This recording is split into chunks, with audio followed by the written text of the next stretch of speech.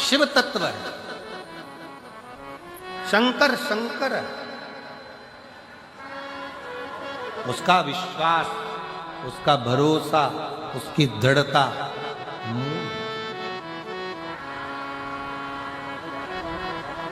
जितना जितना भरोसा कर कर शिव पर चलो, जितना। और ये भरोसे का ही प्रताप है। मैं यजमान परिवार श्री अमरजीत सिंह मेहता जी को, मैं श्री पदम सिंह मेहता जी को धन्यवाद देता हूं कि इतनी महिलाओं के चेहरे पर जो आप हंसी लेकर आए हो, यह आपकी शिव महापुराण की देन है। भटिंडा में जो आपने कथा करवाई है, इतने शिव भक्तों के चेहरे पर जो प्रसन्नता आई है, कथा आपने जो कराई, ये उसकी एक आनंद प्रसन्न,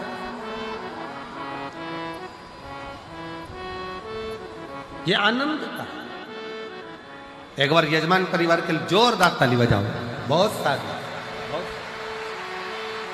शिव तत्व की प्राप्ति का केंद्र बिंदु है शंकर भगवान की अविरल भक्ति और विश्वास। एक विश्वास और एक भक्ति, बहुत ज्यादा।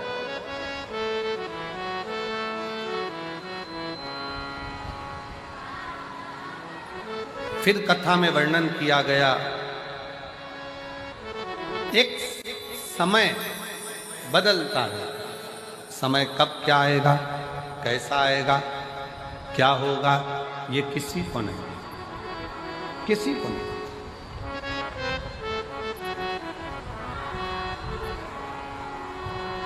जन्म मरण परण, जन्म भी उस परमात्मा के हाथ में है, मृत्यु भी उस परमात्मा के हाथ में है, और परण भी उस परमात्मा के हाथ में है। परण मतलब शादी। डॉक्टर ने कह दिया कि बहू की डिलीवरी होगी, इतने तारीख को होगी, मालूम पड़ा दर्द आने लगे, 2 महीना, 3 महीना, 1.5 महीना, 1 महीना, 15 दिन, 6 दिन, 5 दिन पहले हो गए या 5 दिन बाद। लोगों ने देखकर कह दिया था तुम्हारे लड़की की शादी बस इस साल हो जाएगी, मालूम पड़े 1.5 साल निकल गया, शादी नहीं पक्की। विवाही पक्का नहीं।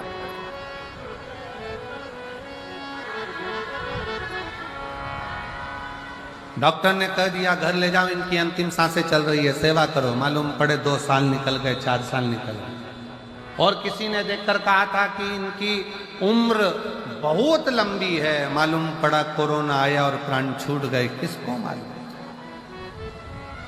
जन्म मरण परण, ये 3 शिव के हाथ, आपके और हमारे हाथ में नहीं है। चाहे किसी को कुछ भी बता दो, कैसे भी अच्छा कर्म करते चले, श्रेष्ठ कर्म।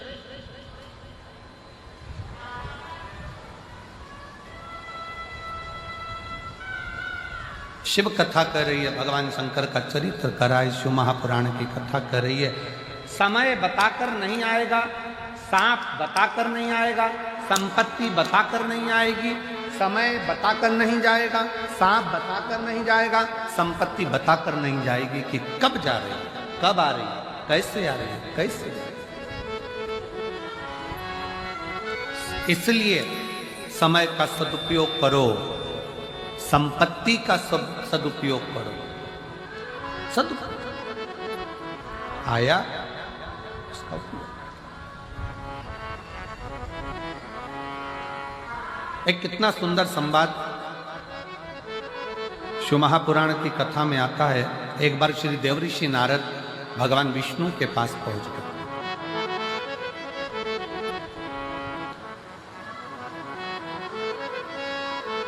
श्रीमन नारायण श्रीमन नारायण श्रीमन। और देवऋषि नारद भगवान विष्णु के पास में गए तो भगवान विष्णु से कहा, प्रभु मनुष्य के पास कब समय अच्छा आता है, कब बेकार आता है, उसको मालूम नहीं पड़ पाता। कब उसे संपदा मिलेगी कब नहीं मिलेगी उसको ज्ञात नहीं हो पाता।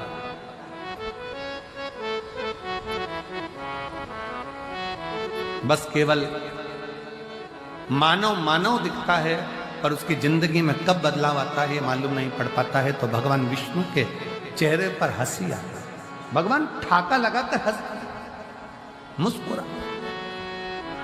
हाथ पकड़कर भगवान नारायण उनको शंकर जी के पास में ले गए। बाबा भोलेनाथ बैठे थे। शंकर भगवान को नारद जी का कोई संवाद नहीं मालूम है, शंकर भगवान को भगवान विष्णु का कोई संवाद नहीं मालूम है, शंकर भगवान को इन दोनों की कोई बात नहीं मालूम है। पर पहुंचे और पहुंचते से भगवान शंकर हंसना प्रारंभ हो गए, शिव जी मुस्कुराना प्रारंभ हो गए। नारद जी से सहन नहीं हुआ। नारद जी ने पूछ लिया, प्रभु हमने ना तो हमारी बात आपने सुनी ना भगवान विष्णु की बात आपने सुनी और आप हंस रहे, आप मुस्कुरा रहे, इसका कारण क्या?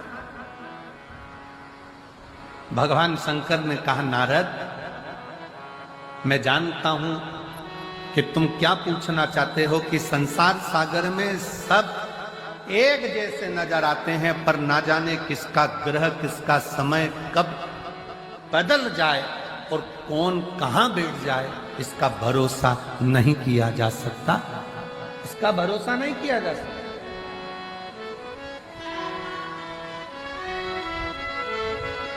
पर नारद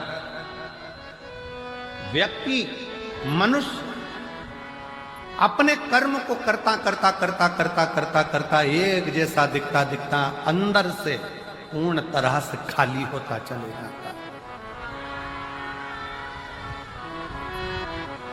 हाथी आया है आपके भटिंडा में? कभी हाथी का दर्शन किया है आप लोगों ने? अरे बोलो तो जम के।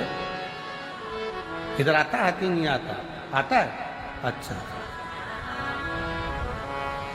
नहीं तो टीवी में तो आजकल रोज आता है छोटे छोटे बच्चों के लिए एक मोटा हाथी। नहीं टीवी में तो बच्चों को खाना भी माता है वो हाथी दिखा के खिलाती है आजकल। जब तक मोटा हाथी चालू ना करो जब तक वो खाना नहीं खाए।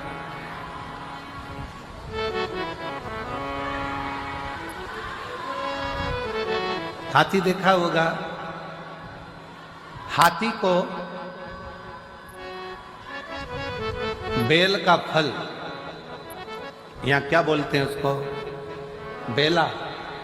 हाथी को अगर बेल का फल दे दिया जाए खाने के लिए तो हाथी उसको फोड़ के खाता है क्या? जम के बोलो जरा।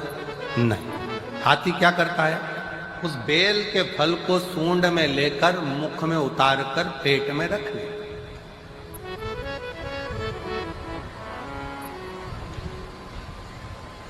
फिर जब हाथी गोबर करता है तो वो बेल का फल वैसा की वैसा ही बाहर निकलता है। जैसा खाया था वैसा की वैसे ही बाहर निकल जाता है। पर उस बेल के फल को आप तोड़ कर देखना, उस गोबर में से उठाकर वो बेल के फल में अंदर गूदा नहीं रहता है, केवल खोल खोल रहती है और गूदा उसमें से चला है।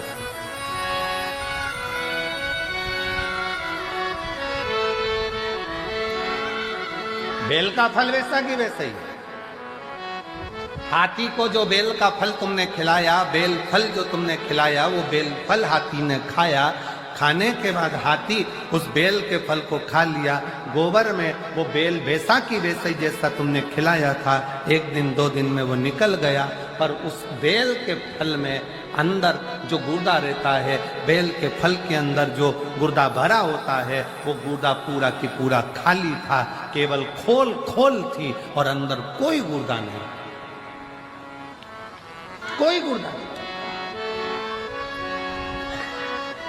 भगवान शंकर कह रहे हैं, नारद जैसे केवल खोल रह जाती है और हाथी का पाचन क्रिया से वो गुर्दा बाहर निकलकर हाथी उसको पचा लेता है, उसी तरह संसार सागर में जब मनुष्य आखिरी में इस संसार को छोड़कर जाता है तो केवल एक खोल रह जाती है, बाकी का तो जो परमात्मा का था वो परमात्मा में विलीन होता है।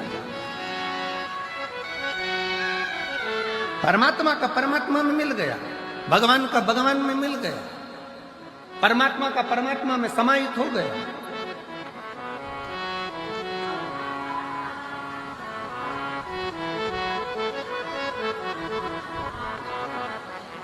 एक बेलपत्री में, एक बेलपत्र में, एक बेलपत्र में वो तत्व होता है। अगर शंकर पर चढ़ी हुई बेलपत्र को आप खा रहे हो तो उस बेलपत्र में वो फल होता है कि आपके शरीर के जितने रोग हैं, चाहे वो बीपी हो, चाहे शुगर हो, चाहे थायराइड हो, चाहे सोराइसिस हो, जो भी बीमारी है शरीर धीरे। हाँ, कई लोगों को बेलपत्र खाने पर जीवान में छाले आ जाते हैं, किसी किसी को बेलपत्र खाने पर जीवान तोरी तोरी हो जाती है, हारमोनियम। बेलपत्र खाने पर कई बार जीवान तोरी तोरी हो जाती है, बेलपत्र खाने पर कई बार मुख में छाले आ जाते हैं, बेलपत्र खाने पर कई बार भोजन में स्वाद नहीं आता है, भोजन में स्वाद नहीं आ पाता है। तो निवेदन है, आप ऐसे नहीं खा सकते तो उसको पीसकर गोली बनाकर पानी से निगल जाए। पर बेलपत्र हमारे जीवन में, हमारे स्वास्थ्य के लिए लाभदायक है। एक पत्र है बड़ा सुंदर, देखो।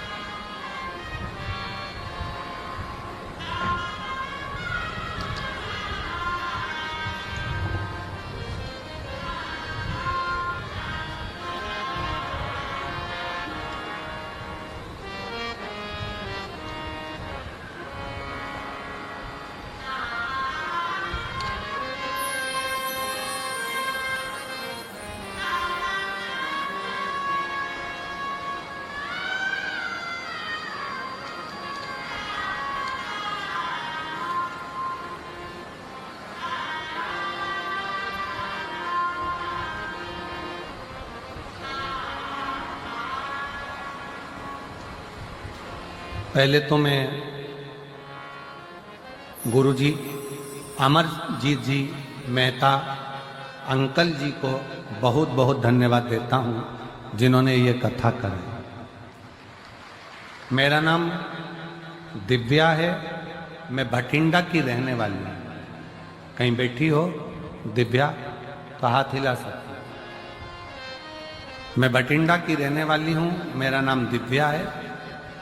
कहीं बैठी हो तो हाथ हिला सकती, और बैठी हो तो एक बेलपत्र लेने आ सकती। मैं श्री अमरजीत सिंह मेहता जी को, अंकल जी को बहुत बहुत धन्यवाद देती हूँ, जिन्होंने हमको कथा सुनने का सौभाग्य दिया। मेरी उम्र 16 साल है। मैं आपकी कथा 2022 से सुन रही हूँ। 2 महीने पहले मेरी माँ को एक बीमारी हो गई थी, जिसका मैं नाम नहीं लिख रहा हूं। डॉक्टर ने ऑपरेशन करने का बोल दिया। उस बीमारी का मैं नाम नहीं लिख रही हूं, ऑपरेशन करने का बोल दिया और 10 दिन का समय दिया। जब 10 दिन का समय मांगा, डॉक्टर ने बोल दिया ठीक है, आप 10 दिन के बाद ऑपरेशन कराओ। ऑपरेशन का तारीख निकाला गया और मेरे घर के लोगों ने 1 लोटा जल और एक बेलपत्र का प्रयोग करना प्रारंभ करा। 10 दिन बाद ऑपरेशन था। शिवजी पर चढ़ा हुआ जल और बेलपत्र 10 दिनों तक देना प्रारंभ करा।